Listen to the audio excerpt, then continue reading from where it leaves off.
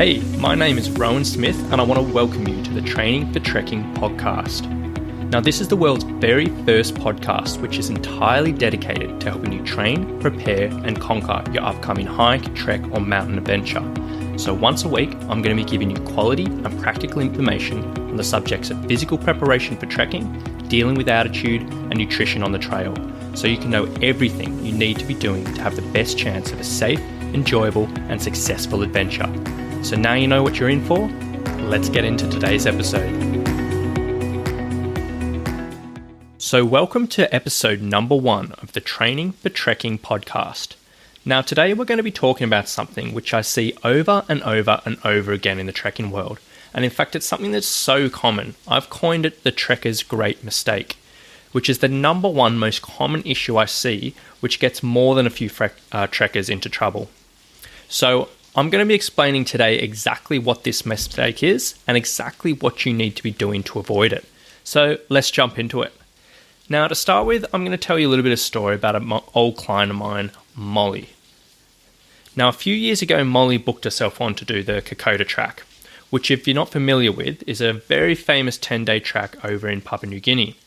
Now Molly was quite young, she was quite active and she had a fair bit of fitness behind her. But she did know that Kokoda was going to be a serious challenge, so she decided she needed to get some training in. And lucky for her, or at least so she thought, the trekking company that she went with gave her a standard training programming, and so she jumped into that. You know, it was pretty standard, involved walking a couple of times a week, hiking once a week, and recommended doing some strengthening exercises like squats and lunges as well. And at first she got on all good with this. She was getting fitter, the walking was getting easier, and it was all good.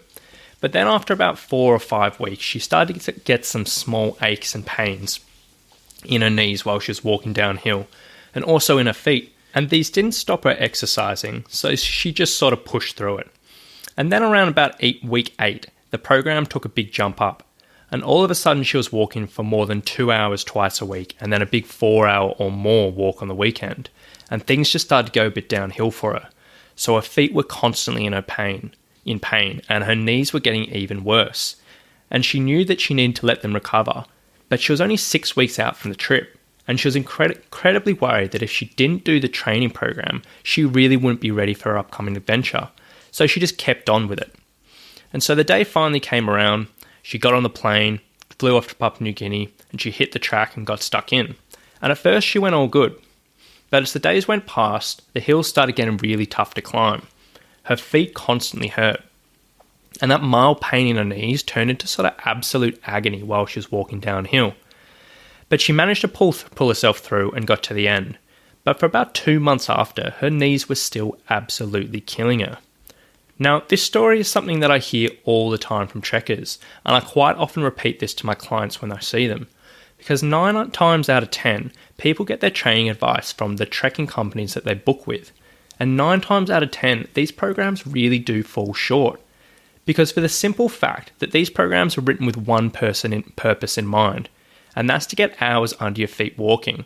And while that's very, very important, of course, it's only really one facet in a whole range of different things which is necessary for a successful preparation.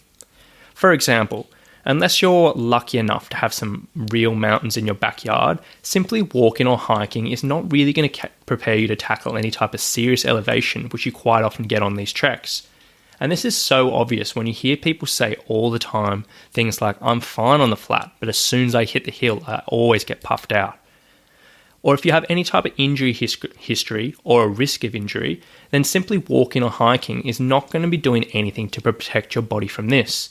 And this is evidence in the fact that overuse injuries such as plantar fasciitis, shin splints, hiker's knee, and even lower back pain are so common in the trekking world. And if you go onto any hiking or trekking forum, Facebook group or whatever, that'll be the number 1 physical concern that people constantly asking how to deal with. And then no one really seems to know how to fix these things. So they just ignore it and just give the advice you just have to get fitter on the trail and just really hope it disappears. And then there's also a whole bunch of other peripheral factors which need to be considered as well, such as what you need to be eating on the trail and drinking to keep yourself hydrated, how you're going to protect your sleep so you're not an absolute walking zombie, or if you're going to altitude, the dozens of other factors which need to be considered there. And that is what the trekker's great mistake is. It's that false sense of security you feel when you think you are prepared from doing walking and hiking for hours on end, but in actual fact, you're not even close to being ready. And by missing all those factors above which I just mentioned, you're really leaving yourself open to so many unforeseen challenges on your trek. And all that thrill and excitement of your adventure, that stuff that you've been dreaming about for so long, is so easily clouded in pain, injury, and exhaustion, just simply because you forgot to deal with these things. And in my eyes, if you're stepping into one of these life-changing experiences and this once-in-a-lifetime adventures, you really shouldn't be leaving these things up to chance. And instead, you should be doing absolutely everything within your power to not only be successful, but to put yourself in a position where you can actually enjoy and appreciate that experience as well. So now I've sort of run you through why walking and hiking is not really enough when it comes to preparation. So what do you actually need to be doing? Well, there are a number of things which I recommend to just about every single trekker out there. So to start with, absolutely every single trekker should be participating in a structured strength training program in one form or another. Now, there is absolutely nothing better in the world at bulletproofing your body from injury, improving your movement efficiency, and making hills easier than effective strength training. But when I say structured strength training, I don't really mean going and doing hundreds of reps of squats and lunges in your living room, or jumping into a generic circuit or HIIT class at your local gym, and stuff that's really common in the trekking world. Instead, if you're doing exercises that are specific to the demands of trekking, which are planned out in accordance to your upcoming adventure and what's the demands of that around it, and which are appropriate to you and your training history, that's where you're going to be getting the biggest benefits.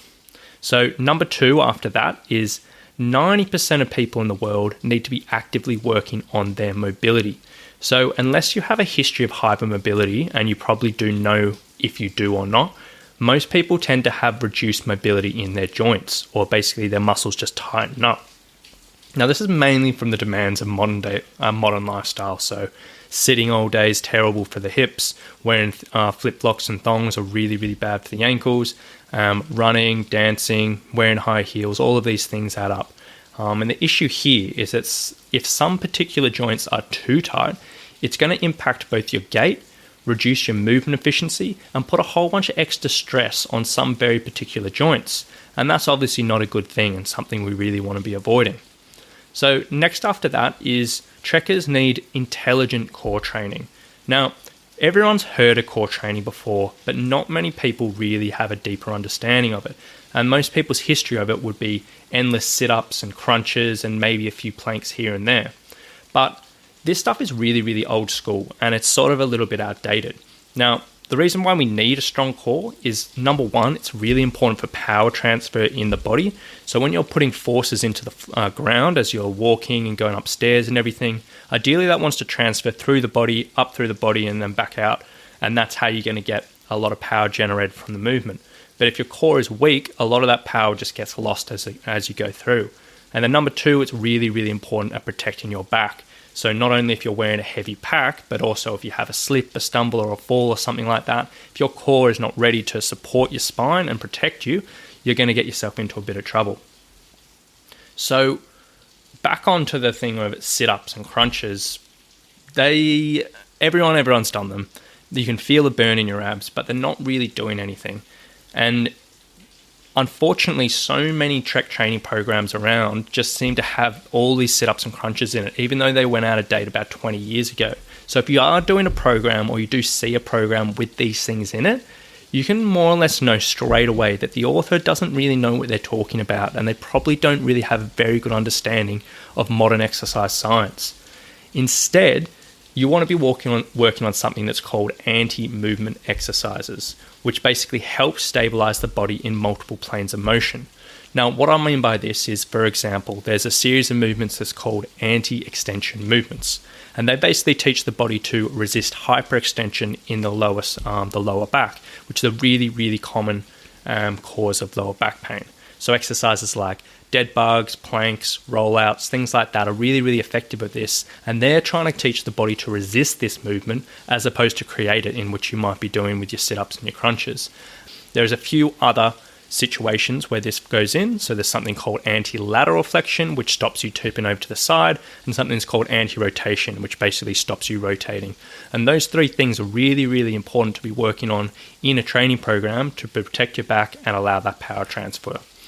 And then on top of all that, in your preparation, you want to be figuring things out like nutrition strategies, a hydration plan, a sleep ritual, breathing techniques, immune support, muscle recovery, and a dozen other little things which all go an incredibly long way into helping you have a really safe, enjoyable, and also successful adventure.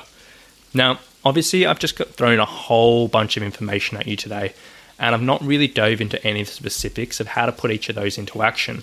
And that's not going to be a theme of this podcast. And further on, I'm going to be explaining each of these in a lot more detail and really giving you some clear and precise action steps on how to turn this information from theory into practice.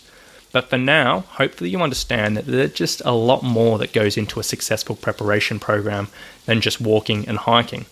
And while plenty of people do tend to get through these types of adventures just doing that, it only really prepares you for the best case scenario. And unfortunately, on the trail, you can't really rely on that. So that's it for today's episode. I really hope you guys have enjoyed that.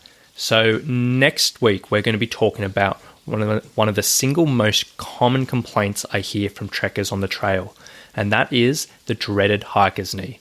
So we're going to be going into details of why that actually happens and run you through the 3-step process which I use for my clients to help them overcome their knee pain on the trail. So can't wait to talk to you then, guys, and we'll see you soon. Bye.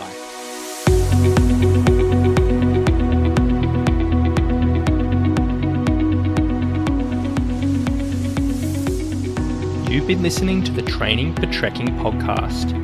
So if you've enjoyed this episode, please remember to subscribe, rate, and review us in iTunes. So thanks for getting involved, and we'll see you on the next one.